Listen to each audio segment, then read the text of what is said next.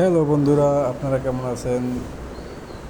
আমিও ভালো আছি। আপনাদের মাঝে আর একটি নতুন ভিডিও নিয়ে আসলাম।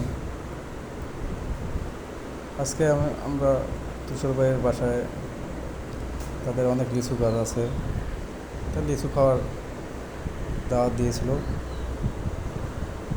তাই ভাই বন্ধুরা মিলে আমরা 4-5 জন তার বাসায় গিয়েছিলাম। বাসায় যাওয়ার পর সে যেভাবে আমাদের আপ্যায়ন করলো, লিচু খাওয়া আছে তো ভালো কথা, আরও তার বাসায় গরুর গোশ, মুরগির মাংস, ডিম, আরও অনেক কিছু আমাদের খাওয়ালেন। ভালোই লাগলো তার আপ্যায়নে। এবং আসার সময়